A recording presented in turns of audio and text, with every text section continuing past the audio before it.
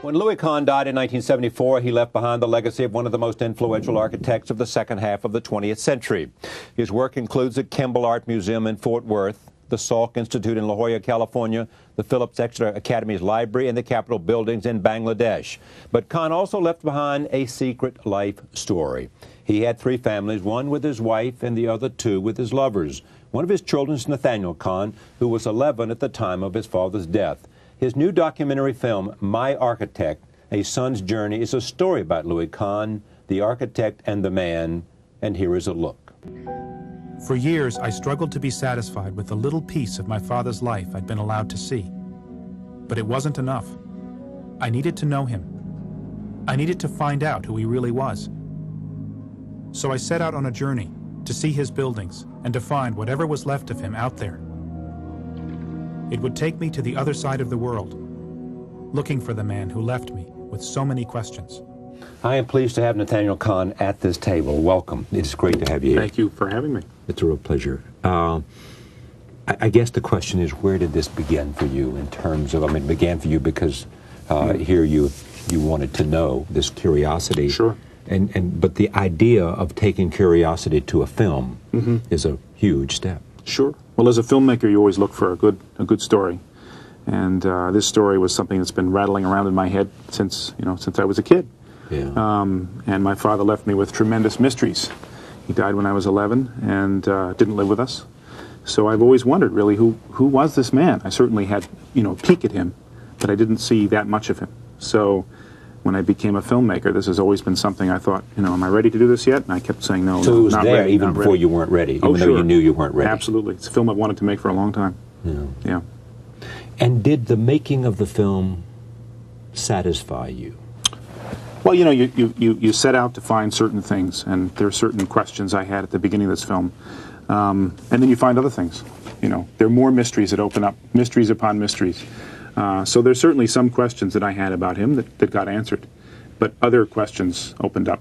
And I think the sort of fundamental question of who a person really is, more there at the end of the story than it is at the beginning. In other words, the more you knew, the more questions you had. Sure, absolutely. The broader in a sense, the imponderable is. Yeah, well, there's that sort of eternal mystery that between parents and children. Who really is your parent? And in my case, who really was my father? What was he really like? What was he made of? What made him tick? And those are things that I think, the deeper I got into it, the more, I understood certain parts of it, but then other parts just became more mysterious to me.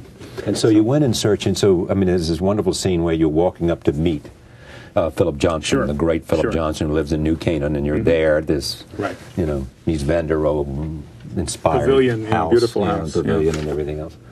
And then you go and you're talking to Vince Scully, who used to be professor of architecture at Yale. I think still maybe professor emeritus or something. He is there. A wonderful teacher. Bob Stern. Always asking. Tell me about my father. Yes, it's that simple. Yeah, that's in pursuit of that question. In some ways, it's almost embarrassing. Yeah. Here comes a nearly middle-aged man asking the question a child asks. Right. Tell me about my father.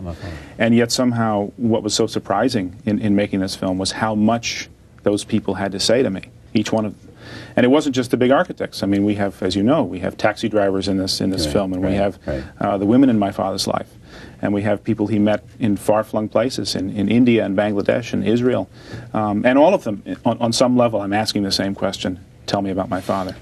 So. Before I talk about the personal story, tell me, define his greatness for me.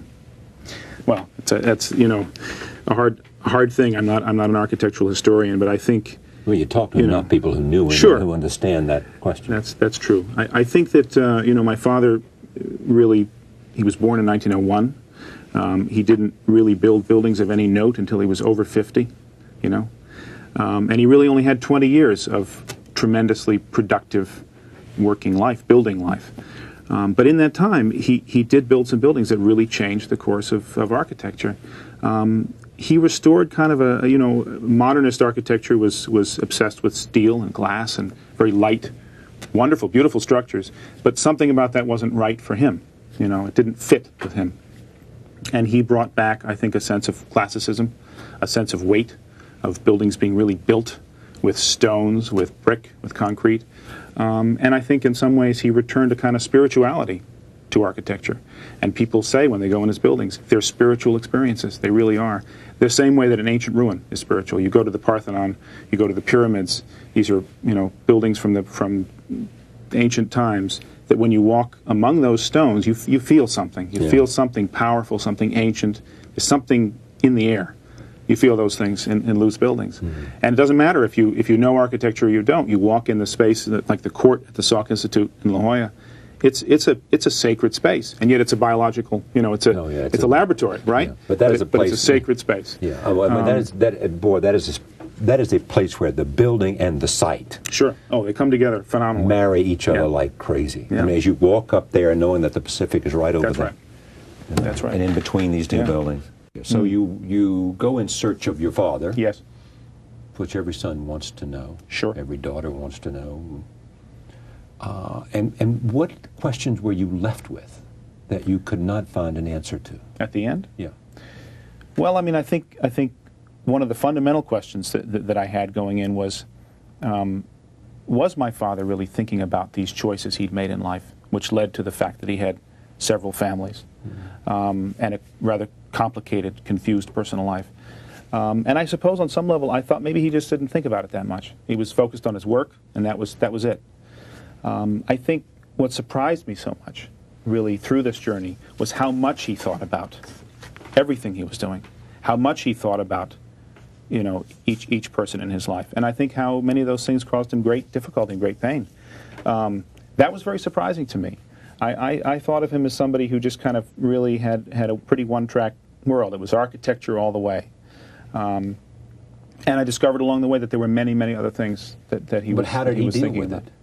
How did he deal with? Well, the whole fact that he had, multiple families and he had children that he couldn't. On some level, he didn't deal with it. But you're saying he thought about it. He thought about it. What did sure. he do? I mean, well, did he think about it? But what? I think he sort of put it aside. This was a guy who. That's what I think. On some level, I think once again this idea that this is a man who, and I'm not apologizing for him. Don't get me wrong. I'm just trying to understand this man. At age 50-something, you finally feel like you're onto something. He felt he knew what he wanted to do. Right. He wanted to build ancient, he wanted to build modern buildings that had the feel and power of ancient ruins. That's it. He got it. Right. He had a eureka moment. Right. This is what I want to do with my life. That's an intoxicating, exciting thing, and the people came into his orbit, women came into his life, and he was just hell-bent for living that life. And I sometimes I have this image of my father burning the furniture. Doesn't matter. Got to stay warm. Burn the furniture. Doesn't matter. I'm not taking any of this with me. I just got to, I have work I have to do. It's got to get done. I'm not going to live much longer. And I think there is this kind of sense in his life in the last 20 years of this race against time. And that I find enormously moving, heartbreaking, and also beautiful. This is a guy who was really here. And I sense that about him. He really used what he had. Could he have been a better dad? Well, perhaps. But, on some level I'm left with this feeling that what is. And what he did and what he managed to do in the few years that he was really fully doing it was remarkable. And as a son, there's an enormous sense of pride that comes from that, too. Take a look at this. This is Robert Stern, who's now dean of the Yale School of Architecture. I'm not sure he was then, but was he then when you made this? Yeah, absolutely. Okay, right here, roll tape. Here it is. Don't think that he was always trying to be a prince. He was very much trying to be a player. He wanted work, he wanted recognition, he wanted... Doesn't every architect want... I can't speak for every architect. No, I don't know. I think most architects he was success-oriented. I mean, of course they do. I mean, I sure. haven't met the architect yet. No, of course not. They didn't want the same things your father did. They wanted the great work. They wanted a great idea. They wanted they wanted to do, most people want to do what it is they do. Sure. And do it better and better. I mean, that's what the thing that happened to your father, it seems to me, from your film, later in life, he discovered the mission. Yes. Yes. And that's true. You get lucky if you discover the mission, have the opportunity earlier, but better at 50 than never. Absolutely. You know? Oh, absolutely. No, this little interview here with Robert Stern was kind of a revelation to me, because I think many people think of Louis Kahn as this absolute purist who's interested only in the pursuit of truth, beauty, at the expense of everything else. And here comes Robert Stern saying, well, no, he wanted to be a player. Right. He just didn't know how, but that's what he wanted. Sure. And that was sort of a wonderful thing also for me as a son. It's sort of a turning point in the film, because I begin to see him also, he becomes more of a man here. He becomes less of a myth. Right, exactly. I mean, as I began my life, he was a myth. Yeah. He died when I was 11. He's a mythological figure. He went from an idea to a man. Absolutely. And that's really what the film is all about. And that's good. Because you get your hands around a man, you can't get your hands around a myth. That's right. And I think this is something we do so often to artists. We turn them into myths. We forget who they are, that they're flesh and blood. They have terrible struggles. They have complications. They have insecurities, all of these things. And it makes them alive. It makes them human. It makes them something that we can really understand. And obviously for me, it serves a dual purpose of not just understanding an artist from the inside out, but also understanding a father. And so I think that's kind of the dual story of the film. I mean, it very much is a son's journey, but discovering the inside life of an artist. Was there any part of this bitterness on your part, anger on your part, sense of, Well, it's a funny thing. In making the film, the producer and the editor and I struggled with this. I really don't feel anger towards him. It's not an emotion. It's an emotion I don't come to it easily about him. I just didn't feel it. And we'd get to certain points in the film and we'd say, Nathaniel, you got to get mad sometime. Yeah. I mean, there's got to be something here. Yeah. And of course, you didn't have a it does normal come life. out. Well, no, I just didn't. I didn't experience those emotions when it comes to him. Right. But I think you find in the film there's some moments when I call him on it. There's one letter that I write to him in the film. There's another time when I address him kind of directly in one of his buildings. It sounds melodramatic, but it works in the context of the film. It does. I mean, in a way, what happens in the film is it's establishing a dialogue with the guy. It's really like bringing a ghost back. In the beginning of the film, he's kind of a ghostly figure who travels along the street and disappears in a doorway. And by the end, you feel he's here. He's in the context of this film, he's alive for a couple hours. Roll tape. This is I.M. Pei, another great architect, talking about the lasting qualities, a subject we mentioned, of Kahn's architecture. Here it is.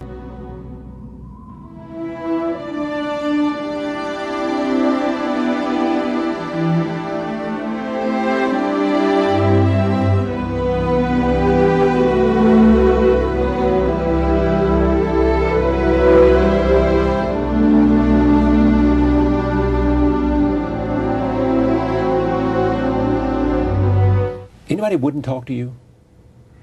Sure, absolutely, yeah. There are people out there who don't think necessarily that doing a project like this is maybe the right thing to do. Sure. Like? Well, there were some people in my father's world, some people who worked for him, that I think wanted to preserve the perfection of his memory. Oh, really? Because I thought it might be. I thought it might have been the other thing. In other words, people who know the imperfections and don't want to tell them, and that's doing the same thing. I felt like I would be doing a disservice if I told him that your father was real and he had anger, emotion, ambition, whatever, perhaps rage, jealousy. I mean, I think the thing that surprised me more than that was how many people would talk to me. I mean, it was wonderful to call up these guys who had known him very well, and how quickly they just said, "Yeah, come and talk to me," and how it opened them up to talk about this man who'd been their friend. Lou's been dead for 30 years, and it really shocks me how much this man affected other people. They cry about him still. They laugh about him still. He's still there. He for does these have people. a reverence that people just more than and maybe because I mean the buildings are so the Kimball. Mm-hmm. The Salk Institute. Mm-hmm. Why did he do it? Do what? Have these multiple families.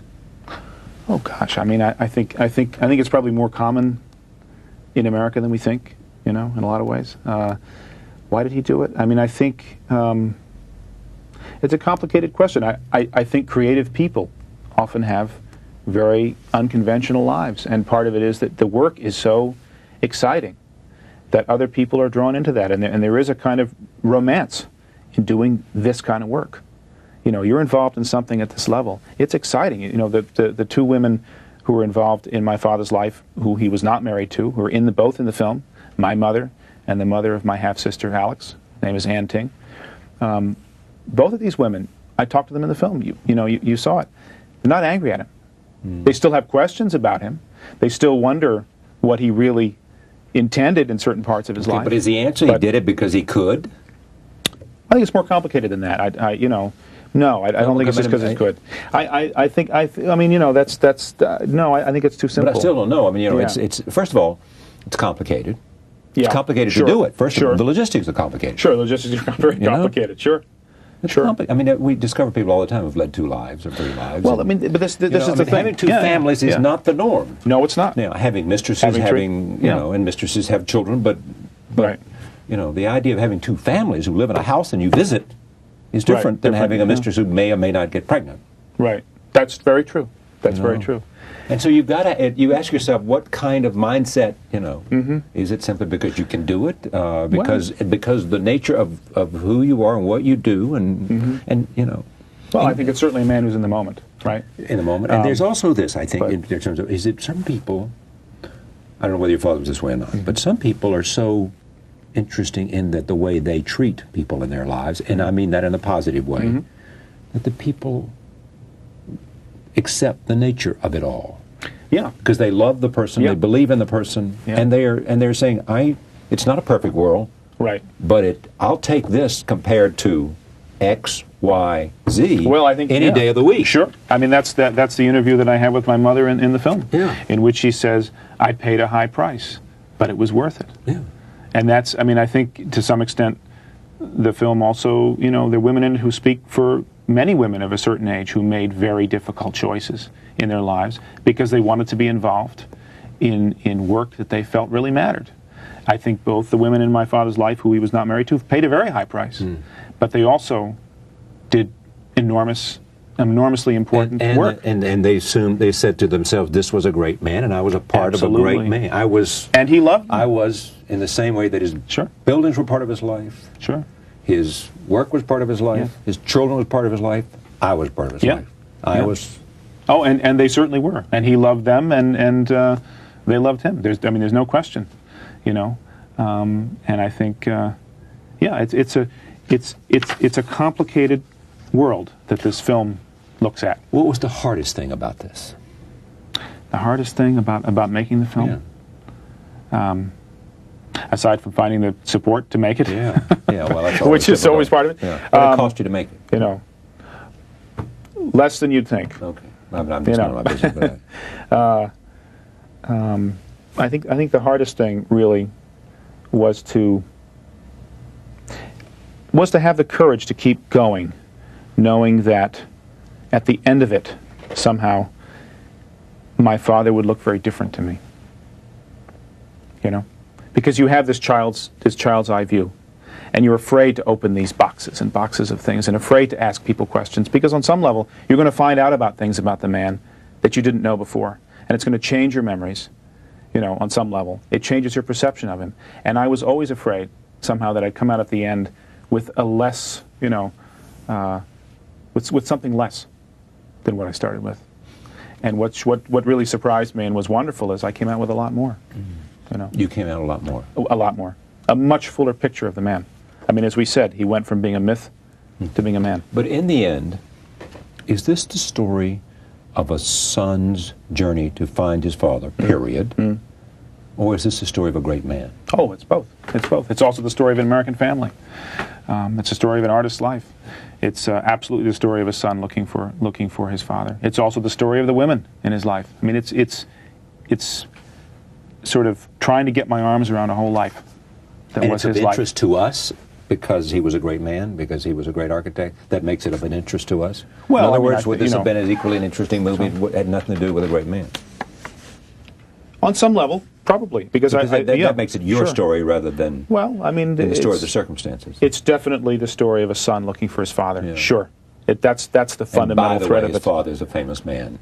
Yeah, who died in the bathroom at Penn Station. Yes, bankrupt. Just about. Yeah, yeah.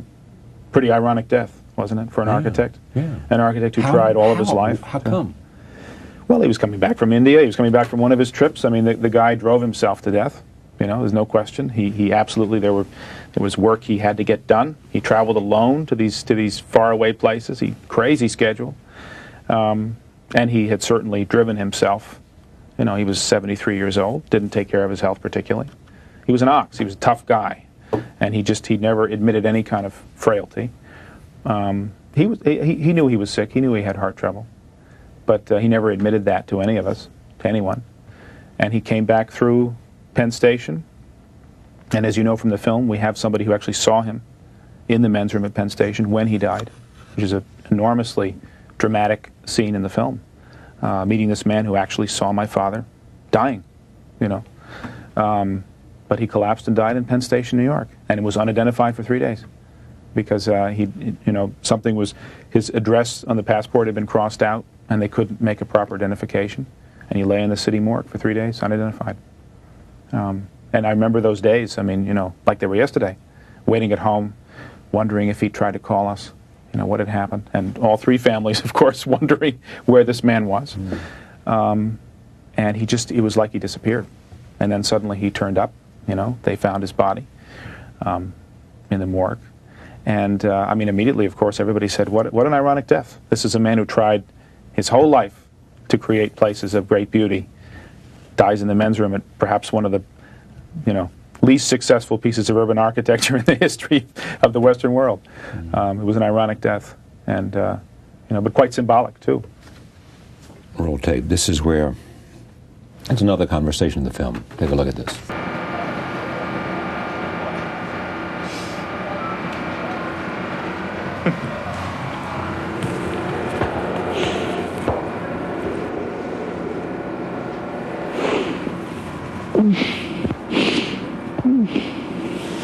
What a crazy world. You hollow. You said to me, amazing man. Yeah, this guy. That's a boat my father designed, actually, for that man. And that was one of the few interviews in the whole film that I did not tell him who I was. I was able to get away with that. Usually people knew, you know, that I was coming. And as you said earlier, you never know if somebody's going to give you the real story. Well, this guy, because he didn't know who I was, you know, didn't really have any time for me as I wandered around the boat. And then I got the chance to tell him, look, I'm Lou's son. And that overflowing of emotion, you know, was just, was astonishing and beautiful. You know, this is a guy who's been dead for 30 years, and immediately it's all right there. And it's been wonderful to meet people like that along the way who knew my father and who could really tell me what he was like. Congratulations. Thank you. My Architect is being seen currently at the Film Forum in New York and at the Ritz 5 Theater in Philadelphia. It is rolling out nationwide through spring 2004. If you want to know about date and time, take a look at myarchitectfilm.com for dates and locations. Thank you for joining us. See you next time. When Louis Kahn died in 1974, he left behind the legacy of one of the most influential architects of the second half of the 20th century. His work includes the Kimball Art Museum in Fort Worth, the Salk Institute in La Jolla, California, the Phillips Exeter Academy's library, and the Capitol buildings in Bangladesh. But Kahn also left behind a secret life story. He had 3 families, one with his wife and the other 2 with his lovers. One of his children is Nathaniel Kahn, who was 11 at the time of his father's death.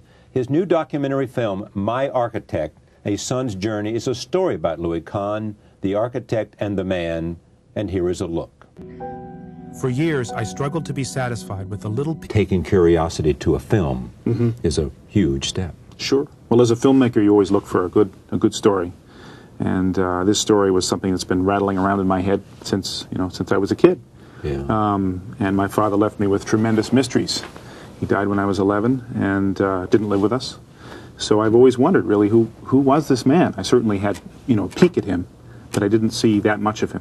So when I became a filmmaker, this has always been something I thought, am I ready to do this yet? And I kept saying no. So it was not there ready, even not before ready. you weren't ready, Oh, even though sure. you knew you weren't ready. Absolutely. It's a film I've wanted to make for a long time. Yeah. Yeah. And did the making of the film satisfy you? Well, you know, you set out to find certain things, and there are certain questions I had at the beginning of this film, and then you find other things. You know, there are more mysteries that open up, mysteries upon mysteries. So there's certainly some questions that I had about him that got answered, but other questions opened up. And I think the sort of fundamental question of who a person really is, you know, more there at the end of the story than it is at the beginning. In other words, the more you knew, the more questions you had. Sure, absolutely. You know, the broader in a sense, the imponderable is. Yeah, well, there's that sort of eternal mystery that you know, between parents and children. Who really is your parent? And in my case, who really was my father? What was he really like? What was he made of? What made him tick? And those are things that I think, you know, the deeper I got into it, the more, you know, I understood certain parts of it, but then other parts just became more mysterious to me. And so you went in search, and so, I mean, there's this wonderful scene where you're walking up to meet Philip Johnson, the great Philip Johnson who lives in New Canaan, and you're there, this, you know, Mies van der Rohe inspired pavilion, house, beautiful house, pavilion and everything else. You know, and then you go and you're talking to Vince Scully, who used to be professor of architecture at Yale, I guess, still maybe professor emeritus or something. He is. Piece of my father's life I'd been allowed to see. But it wasn't enough. I needed to know him. I needed to find out who he really was. So I set out on a journey to see his buildings and to find whatever was left of him out there. It would take me to the other side of the world, looking for the man who left me with so many questions. I am pleased to have Nathaniel Kahn at this table. Welcome. It's great to have you here. Thank you for having me. It's a real pleasure. I guess the question is, where did this begin for you in terms of, I mean, it began for you because here you wanted to know, this curiosity. Sure. But the idea of